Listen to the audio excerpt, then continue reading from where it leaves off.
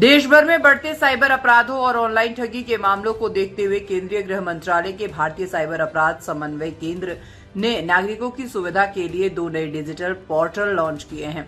इनका उद्देश्य पीड़ितों को त्वरित राहत देना और फ्रीज किए गए बैंक खातों से जुड़ी समस्याओं का समाधान करना है। मुंबई पुलिस साइबर विभाग ने भी इन सुविधाओं के बारे में लोगों को जागरूक करने की पहल शुरू की है। I4C द्वारा लॉन्च किए गए GRM और MRM पोर्टल साइबर पीड़ितों के लिए बड़ी राहत माने जा रहे हैं। GRM पोर्टल के माध्यम से वे नागरिक अपनी शिकायत दर्ज करवा सकते हैं जिनके खाते जांच के दौरान फ्रीज या लैंडमार्क कर दिए गए हैं। इससे बैंक, पुलिस और संबंधित एजेंसियों के बीच सीधा समन्वय बनाकर मामलों का तेजी से निपटारा किया जाएगा। तो वहीं MRM पोर्टल के जरिए साइबर ठगी में गवाई गई रकम को कानूनी प्रक्रिया पूरी होने के बाद सीधे पीड़ितों के खातों में वापस भेजा जाएगा। इससे रिफंड प्रक्रिया काफी तेज हो जाएगी। मुंबई पुलिस ने लोगों से अपील की है कि साइबर ठगी होने पर तुरंत हेल्पलाइन नंबर 1930 पर संपर्क करें या साइबर पोर्टल पर शिकायत दर्ज करवाएं ताकि गोल्डन आवर में कार्रवाई कर धन वापस पाने की संभावना बढ़ सके। नमस्कार।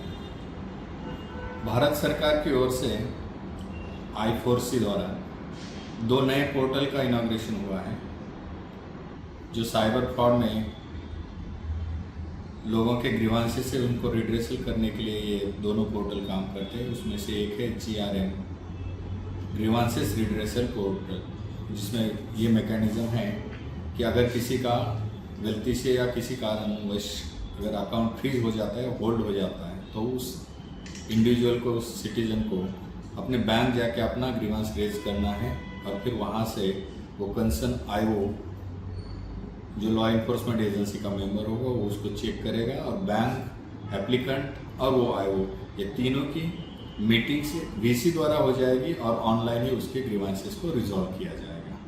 और ज़रूरत है तो अकाउंट को उसके अनफ्रीज किया जाएगा। अगर नहीं है, कोई सबूत है, तो फिर उसको होल्ड ऑन किया जाएगा और उसको लिखित में उसकी इत्तला दी जाएगी। दूसरा है MRM मनी रिस्टोरेशन मैकेनिज्म, जिसमें किसी भी पीड़ित या कंप्लेनेंट का पैसा अगर साइबर फ्रॉड में जाता है, उसे तुरंत कंप्लेंट के द्वारा अगर होल्ड ऑन किया जाता है या पकड़ा जाता है, तो उस पैसे को, उस मनी को वापस उस कंप्लेनेंट तक पहुंचाने के लिए जो मैकेनिज्म है वो एप्लीकेंट, कंसर्न IO और दोनों बैंक, विक्टिम बैंक और बेनिफिशियरी बैंक, वो चारों कोऑर्डिनेशन करके वो पैसा ऑनलाइन लीगल वे से उस कंप्लेनेंट के, उस विक्टिम के अकाउंट में वापस भिजवाया जाएगा। ये ऑटोमाइजेशन प्रोसेस है, ये पूरा ट्रांसपेरेंट, लीगली और टाइम बाउंड। साइबर फ्रॉड के नंबर तो अभी बढ़ रहे हैं, ये वास्तविकता है, लेकिन हम पब्लिक को यही रिक्वेस्ट करेंगे कि किसी भी अननोन या इलेक्ट्रॉनिक मीडियम से तुमसे जुड़ने वाले व्यक्ति जिसको आप कभी भी जानते नहीं हो, ऐसे पे भरोसा ना करें। कोई भी इन्वेस्टमेंट करने के लिए रिलायबल सोर्स का इस्तेमाल करें। कोई अननोन आदमी से तुम्हें कोई रिक्वेस्ट या कोई फाइल आती है तो उसको जाने बगैर इंस्टॉल ना करें। .apk वो एक नाम है, लेकिन अलग अलग टाइप, हर बार वो पैटर्न बदल जाता है। पैटर्न बदल के साइबर फ्रॉड, क्योंकि रिसेंटली हमने लास्ट 2-3 डेज में देखा है कि अपने नॉन आदमी का व्हाट्सएप अकाउंट पे DP बदल के सामने वाले को कॉल दिया जाता है और बताया जाता है कि this is my new number, लेकिन हम उसको क्रॉस वेरीफाई नहीं करते और उस पर बिलीव करके फिर सामने वाले एक्टिविटी करते हैं। वो रिक्वेस्ट करता है कि मेरे लिए इतना मनी भिजवा दो या ये मेरा मनी वहाँ ट्रांसफर करवा दो।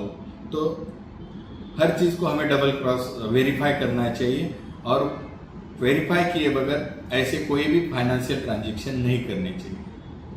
लेकिन वो फुल्ली एटोमाइज नहीं था, तो मैन्युअली एप्लीकेंट को अपने बैंक, संबंधित तपासी अमलदार के पास जाना पड़ता था और अपना ग्रीवांसेस वहाँ रेज करना पड़ता था। कभी कभी कोर्ट में जाके कोर्ट से ऑर्डर निकाल के उसमें फिर वो ऑर्डर संबंधित लॉ इन्फोर्समेंट एजेंसी को सबमिट करना, देन वेट करना, फिर IO से बैंक को करस्पॉन्डेंस, फिर बैंक का एक्शन। तो ये सारी चीज़ों को अब स्ट्रीमलाइन करके ट्रांसपेरेंट वे से सिंगली I4C द्वारा उसको मॉनिटर भी किया जाएगा और हर स्टेज पे एप्लीकेंट को और सामने वाली पार्टी सबको ही इन चीज़ों का एक्नॉलेज रहेगा कि प्रोसेस किस स्तर पे है, तो उनके लिए ये प्रोसेस आसान हो जाएगा। बहुत से लोगों को